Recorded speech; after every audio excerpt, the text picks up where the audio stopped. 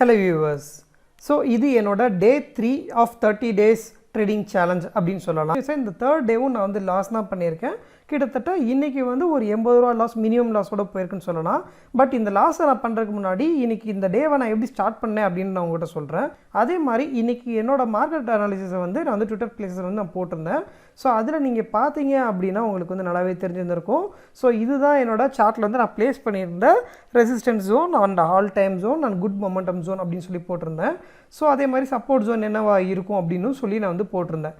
இது நீங்கள் பார்த்தீங்க அப்படின்னா 15 மினிட்ஸ் டைம் ஃப்ரேமில் நான் வந்து என்னோட ட்விட்டர் பேஜில் போட்டிருந்தேன். ஸோ இதை செட்டப் தான் நான் வந்து வச்சு நான் வந்து ட்ரேட் பண்ணினேன்.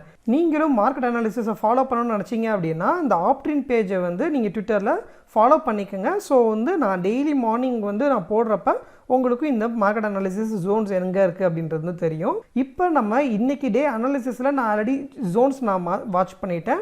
அதில் வந்து நான் இங்கே பார்த்தீங்க அப்படின்னா 21,740 760 முடிக்க வந்து கொஞ்சம் கேர்ஃபுல்லாக இருக்கணும் அப்படின்ற மாதிரி வந்து நான் வந்து போட்டிருந்தேன். ஸோ எக்ஸாக்டாக நீங்கள் இங்கே பார்த்தீங்கன்னா உங்களுக்கு வந்து இங்கே தெரியும் ப்ரைஸ் ரிஜெக்ஷன் வந்து இந்த லெவலில் வந்து உங்களுக்கு வந்து ப்ரைஸ் ரிஜெக்ஷன்ஸ் கிளியராகவே இருந்துருக்கு. ஸோ நான் எப்போ நான் ட்ரேட் எடுத்தேன் அப்படின்னா இந்த ரெட் கலர் கேண்டில் முடிஞ்சதுக்கப்புறம் நான் இந்த இடத்துல வந்து ஒரு 21,750 PE கேண்டலில் வந்து ஒரு என்ட்ரி எடுத்தேன். ஸோ இப்போ என்னோட ஆர்டர் புக்கில் பார்த்தீங்கன்னா நிஃப்டி 21,750 லெவல் புட்டில் 11th Jan இருக்கிறதுல வந்து எக்ஸாக்டாக நான் அந்த காமிச்ச கேண்டலில் 10:21க்கு நான் வந்து ஒரு நார்மல் பை புட் ஆர்டர் நான் வந்து ஒரு 119 rupeesக்கு வந்து நான் ஆர்டர் எடுத்தேன். பட் அன்ஃபார்ச்சுனேட்டாக இதில் எனக்கு இந்த கேண்டில் வரைக்கும் கொஞ்சம் நல்லா ப்ராஃபிட்டபுளாக தான் போச்சு.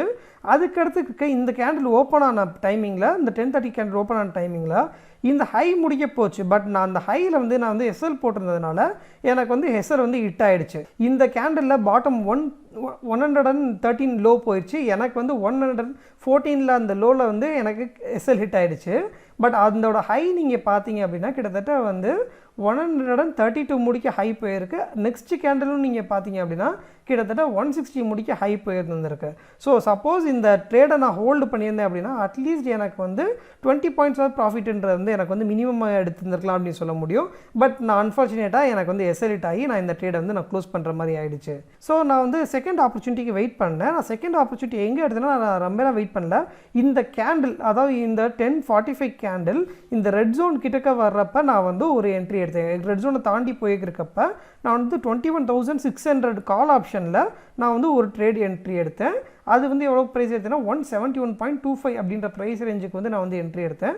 நான் வந்து எனக்கு ரிவார்டுன்றது பார்த்தீங்கன்னா 5:10 அப்படின்றது தான். 5 வந்து எஸ்எல் 10 பாயிண்ட்ஸ் வந்து ப்ராஃபிட் ரேஷியோ அப்படின்ற மாதிரி நான் வந்து பிளான் பண்ணியிருந்தேன். ஸோ வந்து 182 போகிறப்பே நான் வந்து கட் பண்ணிட்டேன். ஸோ இந்த 21,600 கால் ஆப்ஷன் மூலமாக நான் லாஸ் பண்ணியிருந்ததை ரெக்கவர் பண்ணி கிட்டத்தட்ட வந்து ஒரு 250 rupees 260 rupees கிட்டக்க வந்து ப்ராஃபிட் பண்ணியிருந்தேன். என்னோட தேர்ட் என்ட்ரி எங்கே எடுத்தேன் அப்படின்னா இந்த 12:15 போல் நான் வந்து பார்த்தேன். ஸோ அப்போ பார்த்தோம் அப்படின்னா இங்கே ஆல்ரெடி இந்த லெவலை டச் பண்ணி பிரேக் பண்ணி இங்கே போயிடுச்சு. ஸோ நான் வந்து இங்கே வந்து மறுபடியும் இந்த 2 கேண்டலும் புல்லிஷாக இருக்கிறதுனால மூணாவது ஒரு ஆப்பர்ச்சுனிட்டி வந்து அட்லீஸ்ட் வந்து கண்டிப்பாக நமக்கு வந்து ஒரு புல்லிஷ் வியூ தான் இருக்கும். அது வந்து அட்லீஸ்ட் ஒரு 21,700 லெவல் முடிக்க போகும் அப்படின்னு நினச்சி நான் அதே சேம் ஸ்ட்ரைக் ப்ரைஸில் நான் வந்து ஒரு பை ஆப்ஷன் எடுத்தேன். அதோட ப்ரைஸ் பாயிண்ட் அப்படின்னு பார்க்குறப்போ 190 ப்ரைஸ் பாயிண்ட்டில் நான் வந்து பர்ச்சேஸ் பண்ணினேன். பட் அது வந்து எனக்கு வந்து ஆல்மோஸ்ட் 7 பாயிண்ட்ஸ் கிட்டக்கு வந்து எனக்கு வந்து லாஸ் இருந்துச்சு. அதில் எனக்கு என்ன ஆயிடுச்சு அப்படின்னா நான் இப்போ இங்கே ஆல்ரெடி வச்சுருந்த ப்ராஃபிட் எனக்கு லாஸ் ஆகி ஒரு -80 rupees முடிக்க வந்து என்னை வந்து கொண்டு வந்து விட்டுருச்சு. இந்த ஃபோர்த் ட்ரேட் வந்து எதனால் எடுத்தேன் அப்படின்னா இது வந்து ஆல்ரெடி ரிப்பீட்டடாக இந்த சப்போர்ட் ஜோன் வந்து ப்ரூவ் பண்ணியிருக்கு. ஸோ மேபி மறுபடியும் இது வந்து நமக்கு வந்து ஒரு ப்ரூஃப் பண்ணும், இது வந்து மேலே போகிறதுக்கான ஒரு வாய்ப்பு இருக்கும் அப்படின்னு நினச்சி நான் இதில் வந்து நான் சி என்ட்ரி எடுத்தேன். பட் அன்ஃபார்ச்சுனேட்டாக இங்கே வந்து 10 EMAக்கு மேலே வந்து அது வந்து தாக்கு பிடிக்கலை. இதில் என்னன்னா இங்கே கீழே 200 SMAவும் இருந்துச்சு. ஸோ நான் வந்து மேபி 200 SMA வந்து சப்போர்ட் ஆக்ட் பண்ணும் அப்படின்னு நினச்சேன். பட் அது வந்து பெனட்ரேட் ஆகிடுச்சு. அதை வந்து பிரேக் பண்ணி கீழே வந்து க்ளோஸ் ஆகிடுச்சு. ஸோ இது வந்து க்ளோஸ் ஆன டைமிங்கில் நான் வந்து ஒரு ட்ரேட் என்ட்ரி பண்ணேன். அது வந்து எங்கன்னா PE சைடில் நான் வந்து ட்ரேட் எடுத்தேன். அது எதுக்காக அந்த ரீசன்ஸ் என்ன அப்படின்னா ஒன்று இந்த ஜோன் வந்து ரொம்ப ஸ்ட்ராங் சப்போர்ட் ஜோனாக இருந்துச்சு. இதை பிரேக் பண்ணுறதுக்கு ரொம்பவே கஷ்டப்பட்டுச்சுன்னு சொல்லலாம் மார்க்கெட்டு.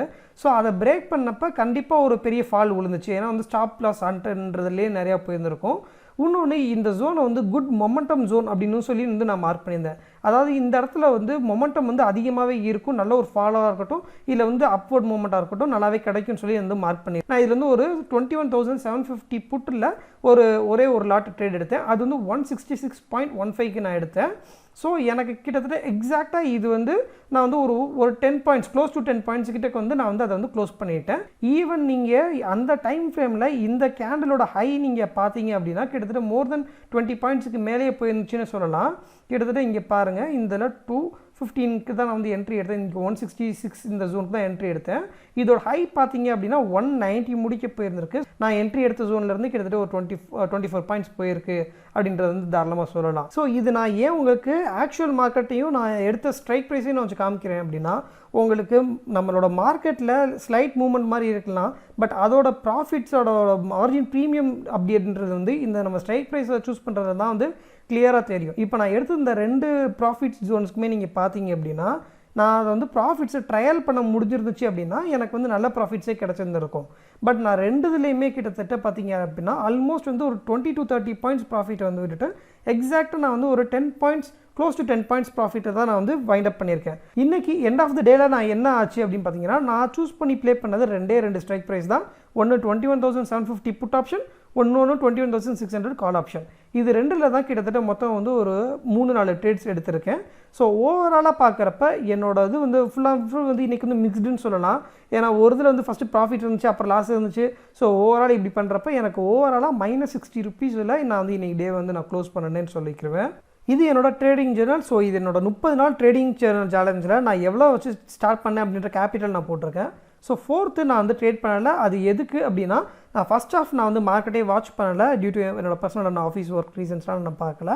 ஸோ செகண்ட் ஆஃப் பார்த்தப்போ பெருசாக மொமெண்டம் இல்லை, அதனால நான் வந்து என்ட்ரி பண்ணுறதை நான் வந்து அவாய்ட் பண்ணிட்டோன்னா நல்லாயிருக்கும்னு நினச்சிட்டு நான் வந்து அவாய்ட் பண்ணிட்டேன். ஸோ நான் இன்றைக்கி எடுத்ததில் எனக்கு பார்த்தீங்க அப்படின்னா ஒரு ₹60 லாஸ் ஆகிருந்துச்சு. அதே மாதிரி சார்ஜஸ் பார்க்குறப்ப ஒரு ₹60 வரும். ஏன்னா ஆல்மோஸ்ட் நான் வந்து ஒரு 5 to 6 ட்ரேட்ஸ் எடுத்திருக்கேன்னு நினைக்கிறேன். ஸோ அதனால் எனக்கு வந்து ஒரு ₹60 லாஸ் வரும் நான் வந்து நினச்சி போட்டிருக்கேன். ஸோ இப்போ எனக்கு ஓவரால் மார்ஜின் எவ்வளோ இருக்குது அப்படின்னு பார்த்துட்டிங்க அப்படின்னா ₹18,636 கிட்டக்க ஆல்மோஸ்ட் இருக்கலாம்.